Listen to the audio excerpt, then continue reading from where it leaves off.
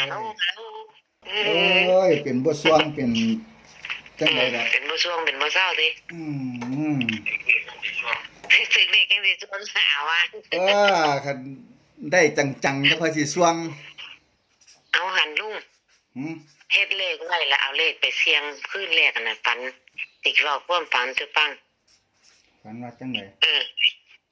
ฝันว่าอันเสี่ยงว่าคันได้เงินทองของมีค่าซั่นให้เห็นอันให้ได้เ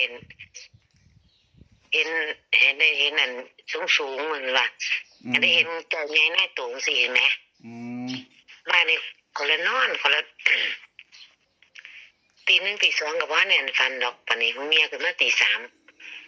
นอนรับไปอีกฟันว่านได้ไปใส่บุเห็นพี่น้องทั้งอ่าวนี่แหละทั้งลุงทั้งยังหันอืมคือจังอยู่วัดใส่บุอยู่คือวัดคือว่ามันเป็น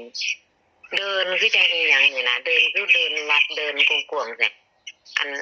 เอาซั่นพักเขาเจ้านั่งกันเต็มอยู่คนหลายๆนะนั่งลงซั่นเขาเจ้าบอกข่อยเห็นไหม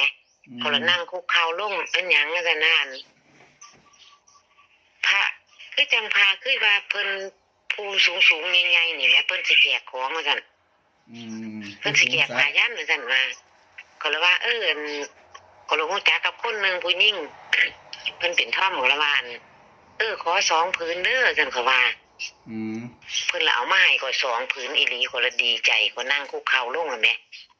คือจังขลาดคือจังซี่นี่แหมอืมก็เลยนั่งคุกเข่าลงเขาละเขาจะเอามาให้ก็2ผืนว่าเขาจะว่าผ้ายันแต่ว่ามันเอามาให้แล้วมันเป็นผ้าห่มผ้าฝ่ายท่อมือเฮาหั่นแหมอืม2ผืนคนละหอบเอาอุยุ2ผืนนั่นน่ะก็เมื่อบัดนี้เอาคือฝันจังซี่จังดอกเสียงเลขอัน8998โอ้เอา8998วันนี้เมื่อคืนข่อยมาเสียงอีกคนละฝันอันนี้ล่ะกันนะให้ได้เงินทองของมีค่าได้กินอิ่มเด้อซั่นวันนี้เมื่อคืนนี่เด้เสียงเมื่อคืนอีกรอบเด้ก็เลยฝันว่าข่อยเอาเงินให้ลูกสาวไอ้เอียนอยู่ผู้เรือหั่นล่ะเอาเงินให้มันไปส่งงวดรถด้วยซั่นว่าวันนี้ละว่าเอาซั่นเอาให้แล้วค่อยไปจอบเบิ่งว่าเอาเงินบ่เฮียซั่นหน้าบ้านคือมีคนขโมยเข้าบ้านว่าน่ะไปเปิดเบิ่งมันนี่เงินเฮียซั่นคนละจมให้มันว่าเป็นหยังคือบ่ฮู้จักเก็บดีๆเงินหันหายากกว่าว่าหั่นฝันเด้อยู่ในความฝันไหว้ลูกฝันเมื่อคืนนี่ฝันเสียงตกกับตัวนี้ล่ะแล้วมันคนละนำไปว่ามันเอาไปใช้เงินบาทนี่ซั่นมันสิมีบาทนี่เงินให้ไปส่งงวดซั่นคนละนำไปเงินยายน้ำทางไปแม่คนละนำเก็บเอาไม่เงินแม่เขาเลยว่าเอา2 มือแล้วเสียงมันคือเข่าสเปกแท้ซั่นน่ะว่าน้ำเก็บเอาเงินเกินค่ำเกินมืดได้ฮักย่างกลับไปสุ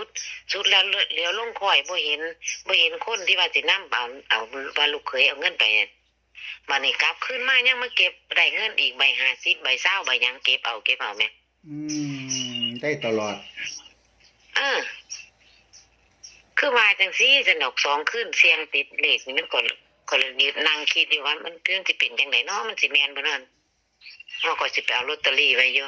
แต่ว่ารอพุ่นน่ะเลขเพิ่นเข้ามาเบิ่งอีกแต่ว่าที่มันหมายใจไว้ก็มากตัวนี้ล่ะ8998นี่มันเข้าเลขลักอันยาโจกสู้เนาะแม่นมันมักลัก8แต่ว่าไปเอาลอตเตอรี่ไว้แน่สิเอาไว้อยู่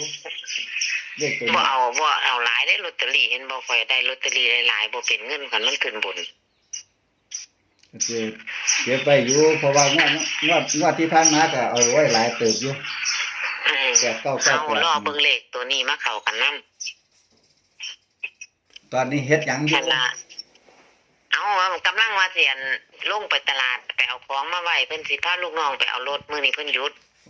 ลูกน้องสิไปดาวรถใหม่มาพ่วงเพราะว่าบ่ให้ออกรถให้แล้วรถซุ่มเก่านี่สิโลเบิด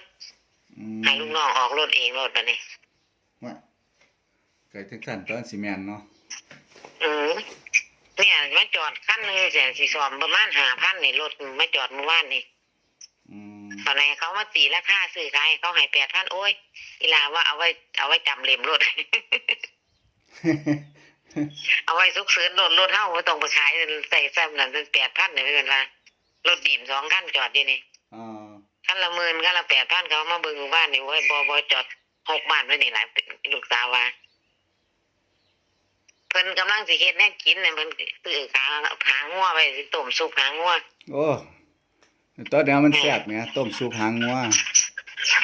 แล้วเพิ่นว่านเอามาให้180หางนึง อืม เพิ่นเฮ็ดกับข้าวเองเด้เพิ่นเฮ็ดขั้นเทพอยู่กับข้าวเพิ่น แม่นบ่ เออ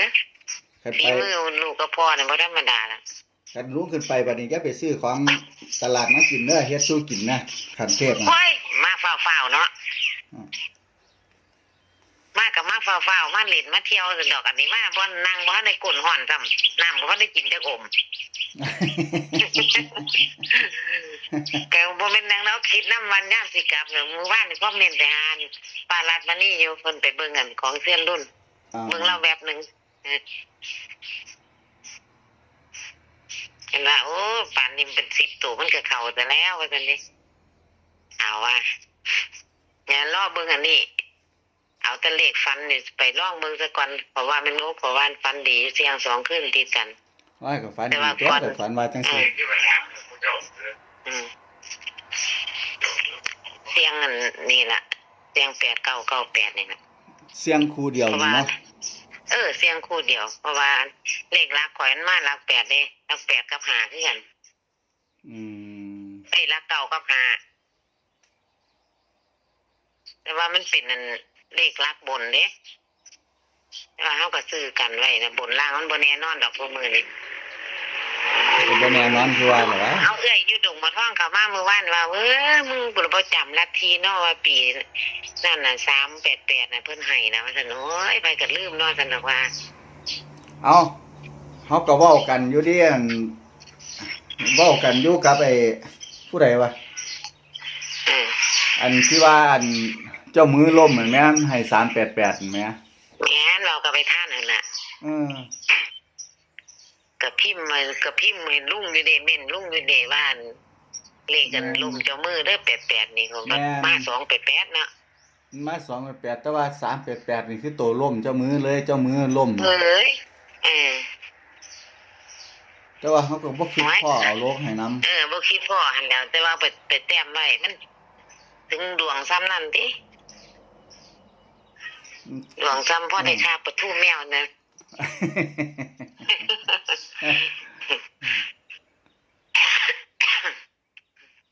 เอา เอาไหมจอบเอาไหม เอาตัวนี้แหละเนาะล้มเนาะ จ้ะ ตัวนี้แหละให้ FC เพิ่นไปหาซื้อลอตเตอรี่ไว้ เอาไปเสี่ยงลองเมืองก็ว่ามัน2มื้อก็เสี่ยงมันก็ว่ามันเข้าอยู่ อืม แต่ว่ามื้อนั้นติฝันดีใจคักแน่ไปนางคุกเขานำคือจังพาสังฆราชคือหลวงตาบัวผู้ใหญ่ๆสูงๆจังซั่นแหม อืม ไปรับเอาผ้ายันน้ำเพิ่นได้2ผืนคือเก่าคือเที่ยวบางกี้ก็ได้2นู่นบักกันพันเท่า2หัว อืม ใน2พื้นเอามาหอบอาญามาผันแม่นผ้าห่มมันผ้าห่มผ้าฝ่ายตามมือเฮาสมัยพ่อแม่หั่นเลยเอาเสยว่าเป็นผ้ายันนั่น เขา แต่ ละ มาเมืองผัดเป็นผ้าห่มผ้าฝ่ายท่อมือ เขาละเลขอะนะ ก็หอบเอาอาญาโลดเขาว่าคือเที่ยวว่างานล่ะเขาว่าได้กินมันเผา2หัวได้กำเอามันเผา2หัวกับแม่นเขาว่าเข้า2ตัวเขาว่า แม่นนี่แหละเขาส เมื่ อ อง คืนนี่ก็ ตัว มาเสี่ยงฝันว่าได้ย่างเก็บเอาเงินมาอีกว่าโอ้ยจะนึกว่าไปเอาลอตเตอรี่ไว้จะคู่2คู่ซะก่อน มันสิร้อยหลังกับตัวนี้ล่ะ เห็นตัวหน้า2ตัวนี่วันรางวัลที่1อ่ะน่ะ อืม 288 388 688 588ได้เบิดไหม อืม ผิด2ตัวหน้ารางวัลหน้ารางวัลหลังกับผิดอย่างละตัว2 3คู่โอ้ยนั่นน่ะว่าเลขกันเลขพี่บ้านน่ะเลข88 นะ เอามึงหัน88ว่านี่89เนาะมึงหัน88บัดนี้89จัดเลย เอา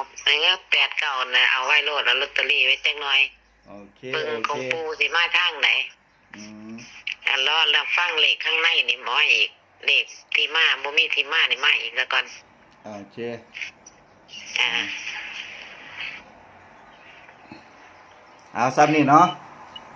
จ้าจ้าจ้า ไปธุระซะบัดทีเดียวได้แล้ว ได้แล้วอยากได้แล้ว จ้าผู้เล่นไล่สดอีกสิด้านกับยา